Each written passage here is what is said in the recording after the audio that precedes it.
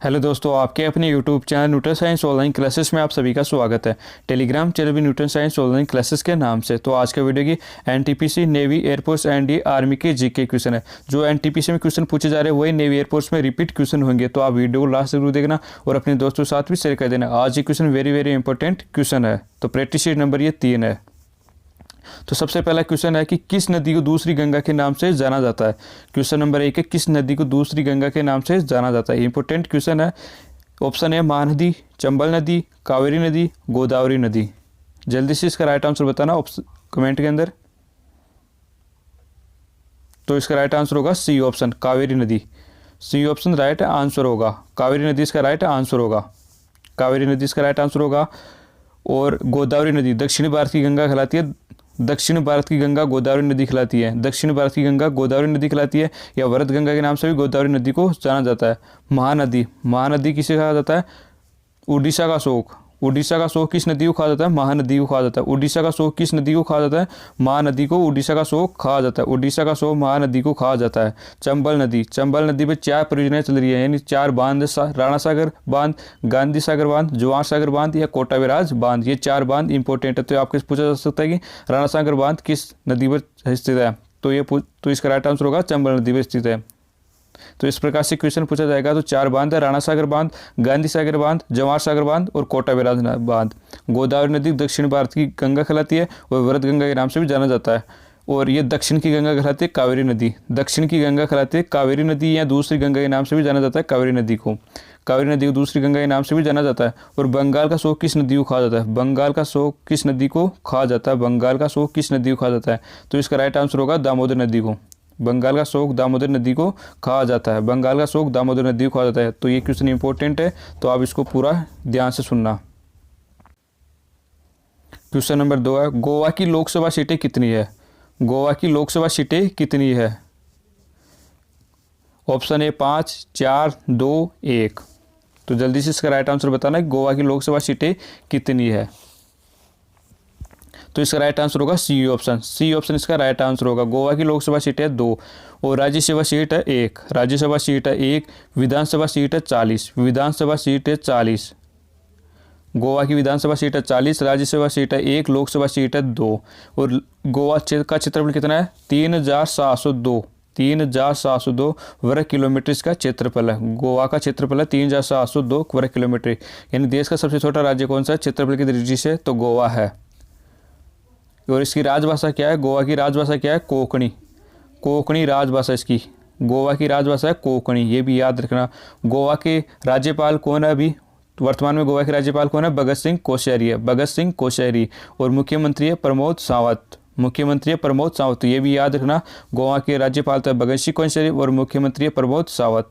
तो ये गोवा की लोकसभा सीटें हैं 2। तो इसका सी ऑप्शन राइट आंसर होगा। Question number 3 very important most question है। क्वेश्चन नंबर 3, तो भारत कोकिला के नाम से किसे जाना जाता है? भारत कोकिला के नाम से किसे जाना जाता है? लता मंगेशकर को, सुचित्रा कृपलानी को, सरोजिनी नायडू को या मीरा कुमार को?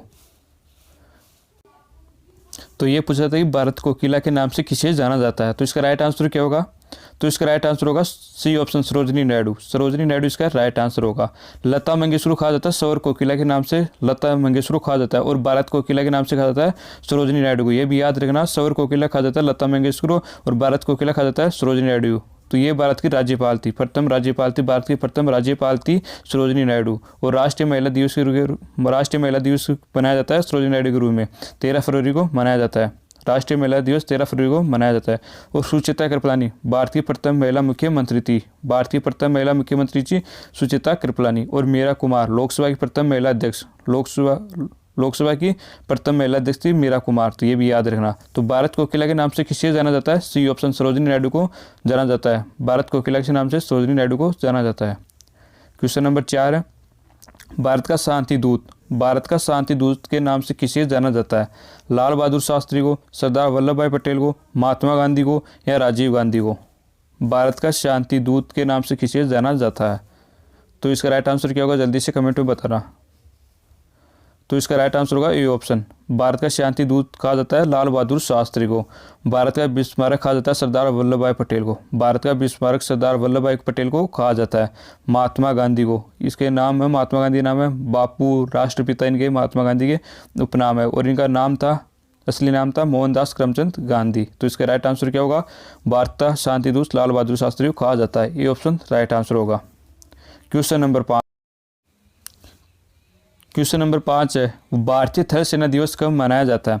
भारतीय थल सेना दिवस कब मनाया जाता है? 4 दिसंबर को, 15 जुलाई को, 8 अक्टूबर को, 15 जनवरी को। जल्दी से इसका राइट आंसर बताना। भारतीय थल सेना दिवस कब मनाया जाता है? Very very important most question है। तो 4 दिसंबर को मनाया जाता है नौसेना दिवस, ये सबको पता होना चाहिए, नौसेना दिवस। और 8 अक्टूबर को मनाया जाता है वायुसेना दिवस। वायुसेना दिवस 8 अक्टूबर को मनाया जाता है। 15 जनवरी को मनाया जाता है थल सेना दिवस। तो इसका राइट आंसर होगा डी ऑप्शन। इसका राइट आंसर क्या होगा? D option. भारतीय थल सेना दिवस 15 जनवरी को मनाया जाता है, 8 अक्टूबर को वायुसेना दिवस मनाया जाता है, और 4 दिसंबर को नौसेना दिवस मनाया जाता है। तो इसके एडमिरल कौन है नौसेना के? करमबीर सिंह। करमबीर सिंह इसके एडमिरल है नौसेना के। और वायुसेना के हैं राकेश कुमार बरोदिया। राकेश कुमार बरोदिया वायुसेना के एयर चीफ मार्शल है राकेश कुमार बरोदिया। और इनके थल सेना के हैं मनोज मुकुंद नरवणे। मनोज मुकुंद नरवणे इसका है थल सेना के अध्यक्ष है। क्वेश्चन नंबर 6, कलिंग युद्ध का वर्णन कौन से शिलालेख में मिलता है? कलिंग युद्ध का वर्णन कौन से शिलालेख में मिलता है? 11वें शिलालेख, 12वें शिलालेख, 13वें शिलालेख या 14वें शिलालेख में? कलिंग युद्ध का वर्णन कौन से शिलालेख में मिलता है? Very very important must question है। तो इसका राइट आंसर क्या होगा? सी ऑप्शन इसका राइट आंसर होगा। कलिंग युद्ध का वर्णन 13वें शिलालेख में मिलता है। सी ऑप्शन इसका राइट आंसर होगा। ये शिलालेख किसने लिखाए थे? तो सम्राट अशोक ने ये शिलालेख लिखाए थे। सम्राट अशोक ने ये शिलालेख लिखाए थे। कितने शिलालेख लिखाए थे? तो 14 तो शिलालेख लिखाए थे और 7 अभिलेख लिखाए थे। 14 शिलालेख व 7 अभिलेख लिखाए थे। किसने लिखाए थे? सम्राट अशोक ने लिखाए थे, जिसमें कलिंग युद्ध का वर्णन 13वें शिलालेख में मिलता है। तो इसका सी ऑप्शन राइट आंसर होगा, कलिंग युद्ध। तो क्वेश्चन नंबर 7 है, उत्पादन की दृष्टि से भारत की प्रमुख खाद्य फसल क्या है? उत्पादन की दृष्टि से भारत की प्रमुख खाद्य फसल क्या है? गेहूं, जौ, चावल, बाजरा। इसका राइट आंसर क्या होगा? जल्दी से बताना। चावल। तो इसका सी ऑप्शन इसका राइट आंसर होगा, चावल। उत्पादन की दृष्टि से भारत की प्रमुख खाद्य फसल है चावल। सी ऑप्शन राइट आंसर होगा। सी ऑप्शन राइट आंसर होगा। क्वेश्चन नंबर 8, सर्वप्रथम भारत रत्न पुरस्कार किसे दिया गया था? सर्वप्रथम भारत रत्न पुरस्कार किसे दिया गया था? लाल बहादुर शास्त्री को, सरदार वल्लभ भाई पटेल को, डॉक्टर सर्वपल्ली राधाकृष्णन को, डॉक्टर राजेंद्र प्रसाद को। सर्वप्रथम भारत रत्न पुरस्कार किसे दिया गया था? तो इसका राइट आंसर क्या होगा? जल्दी से बताना। तो इसका राइट आंसर होगा C option, doctor Sarvepalli Radhakrishnan. Doctor Sarvepalli Radhakrishnan इसका राइट आंसर होगा। जो भारत रत्न पुरस्कार दिया गया था, लाल बहादुर शास्त्री को नहीं दिया गया था। लाल बहादुर शास्त्री को मरणोपरांत भारत रत्न दिया गया था। सर्वप्रथम लाल बहादुर शास्त्री को दिया गया था, मरणोपरांत भारत रत्न पुरस्कार दिया गया था लाल बहादुर शास्त्री को। और भारत रत्न पुरस्कार दिया गया था डॉक्टर सर्वपल्ली राधाकृष्णन को। नेक्स्ट क्वेश्चन है, अयोध्या में राम मंदिर के निर्माण में किस वास्तुशैली का पालन किया जाएगा? अयोध्या में राम मंदिर के निर्माण में किस वास्तुशैली का पालन किया जाएगा? द्रविड़ शैली, चंपा शैली, नागर शैली या कलिंग शैली? इंपॉर्टेंट क्वेश्चन, इसका राइट आंसर बताना जल्दी से जल्दी। अयोध्या में राम मंदिर के निर्माण में किस वास्तुशैली का पालन किया जाएगा? तो इसका राइट आंसर होगा सी ऑप्शन, नागर शैली का। सी ऑप्शन, नागर शैली का प्रयोग किया जाएगा। नागर शैली का पालन किया जाएगा अयोध्या में राम मंदिर के निर्माण में। नेक्स्ट क्वेश्चन है, विश्व हिंदी दिवस कब मनाया जाता है? विश्व हिंदी दिवस कब मनाया जाता है? ए ऑप्शन है 14 सितंबर, 30 अक्टूबर, 26 जुलाई, 10 जनवरी। विश्व हिंदी दिवस कब मनाया जाता है? तो इसका राइट आंसर होगा डी ऑप्शन, 10 जनवरी को विश्व हिंदी दिवस मनाया जाता है। 10 जनवरी को मनाया जाता है। 14 सितंबर को राष्ट्रीय हिंदी दिवस मनाया जाता है। 14 सितंबर को राष्ट्रीय हिंदी दिवस मनाया जाता है। और 26 जुलाई को कारगिल विजय दिवस मनाया जाता है। कारगिल विजय दिवस मनाया जाता है 26 जुलाई को, कारगिल विजय दिवस। और 30 अक्टूबर को मनाया जाता है विश्व मितव्ययिता दिवस। विश्व मितव्ययिता दिवस मनाया जाता है 30 अक्टूबर को। 14 सितंबर को राष्ट्रीय हिंदी दिवस मनाया जाता है और 10 जनवरी को विश्व हिंदी दिवस मनाया जाता है। ये भी याद रखना, इंपॉर्टेंट क्वेश्चन है। Question number 11, playing it my way पुस्तक के लेखक कौन है? Mahendra Singh Dhoni, Virat Kohli, Rohit Sharma, Sachin Tendulkar. Playing it my way पुस्तक के लेखक कौन है? जल्दी से इसका राइट आंसर बताना। तो इसका राइट आंसर होगा डी ऑप्शन, सचिन तेंदुलकर इसका राइट आंसर होगा। डी ऑप्शन इसका राइट आंसर होगा। प्लेइंग इट माई वे के पुस्तक के लेखक है सचिन तेंदुलकर। नोबेल पुरस्कार, क्वेश्चन नंबर 12, नोबेल पुरस्कार कितने क्षेत्रों में दिया जाता है? नोबेल पुरस्कार कितने क्षेत्रों में दिया जाता है? 4, 5, 6, 7। तो कितने क्षेत्रों में दिया जाता है? तो इसका राइट आंसर होगा सी ऑप्शन, 6 क्षेत्रों में दिया जाता है। 6 क्षेत्रों में दिया जाता है। प्रारंभ में ये 5 क्षेत्रों में दिया जाता है, लेकिन अब 6 क्षेत्रों में दिया जाता है। 6 क्षेत्र कौन कौन से हैं? एक तो चिकित्सा का हो गया, एक रसायन का हो गया, भौतिकी का, अर्थशास्त्र का, शांति का और साहित्य का। 6 क्षेत्र, चिकित्सा, रसायन, भौतिकी, अर्थशास्त्री, शांति, साहित्य, 6 क्षेत्र में दिया जाता है। इसकी शुरुआत कब हुई थी? नोबेल पुरस्कार की शुरुआत कब हुई थी? तो 1921 की शुरुआत हुई थी। 1921 में इसकी शुरुआत हुई थी। और किसकी याद में दिया जाता है? तो एल्फ्रेड नोबेल की याद में ये पुरस्कार दिया जाता है। एल्फ्रेड नोबेल की याद में ये पुरस्कार दिया जाता है। कब दिया जाता है? तो 10 दिसंबर को दिया जाता है। 10 दिसंबर को दिया जाता है। एल्फ्रेड नोबेल की पुण्यतिथि के दिन ये पुरस्कार दिया जाता है। एल्फ्रेड नोबेल की पुरस्कार के दिया जाता है, ये उनकी पुण्यतिथि पर दिया जाता है एल्फ्रेड नोबेल की। क्वेश्चन नंबर 13 है, T18 किस ट्रेन का दूसरा नाम है? T18 या T18 किस ट्रेन का दूसरा नाम है? विवेक एक्सप्रेस, समझौता express, मरुद्र express, Vande Bharat express. तो इसका राइट आंसर होगा डी ऑप्शन। डी ऑप्शन इसका राइट आंसर होगा। वंदे भारत एक्सप्रेस के नाम से जाता है। ये कहाँ से कहाँ तक चलती है? तो दिल्ली से लेकर वाराणसी के बीच में चलती है। दिल्ली से वाराणसी के बीच में चलती है ये Vande Bharat express. Question number 14, पीतल किन धातु की मिश्र धातु है? पीतल किन धातु की मिश्र धातु है? किन धातु की मिश्र धातु है? कॉपर प्लस जिंक की, या कॉपर प्लस टिन की, या कॉपर प्लस निकल की, या कॉपर प्लस लेड की। पीतल किन धातु की मिश्र धातु है? जल्दी से इसका राइट आंसर बताना। तो इसका राइट आंसर होगा ए, पीतल है कॉपर प्लस जिंक की मिश्र धातु है। कॉपर प्लस जिंक की मिश्र धातु, तो ए ऑप्शन राइट आंसर होगा। क्वेश्चन नंबर 15, सौर मंडल का सर्वाधिक गर्म ग्रह कौन सा है? सौर मंडल का सर्वाधिक गर्म ग्रह कौन सा है?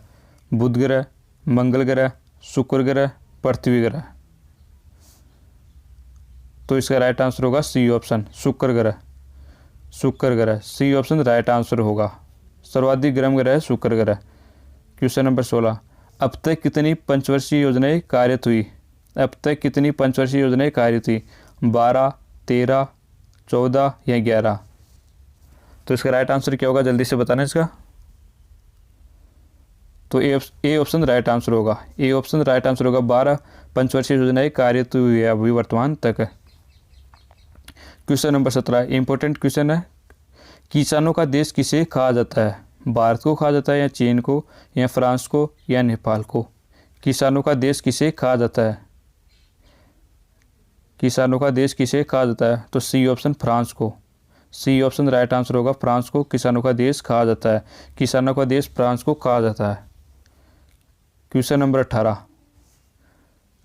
जिम कॉर्बेट नेशनल पार्क कहाँ स्थित है? जिम कॉर्बेट नेशनल पार्क कहाँ स्थित है? मध्य प्रदेश में, छत्तीसगढ़ में, उत्तराखंड में, या सिक्किम में? तो इसका राइट आंसर होगा C option, Jim Corbett National Park है उत्तराखंड में। इसको याद रखना, जिम कॉर्बेट नेशनल पार्क है उत्तराखंड में। और काजीरंगा है वो नेशनल पार्क कहाँ है? तो ये है असम में। काजीरंगा है असम में। क्वेश्चन नंबर 19, नमक का सर्वाधिक उत्पादन राज्य है? नमक का सर्वाधिक उत्पादन कौन से राज्य में होता है? बिहार में, कर्नाटक में, मध्य प्रदेश में, या गुजरात में?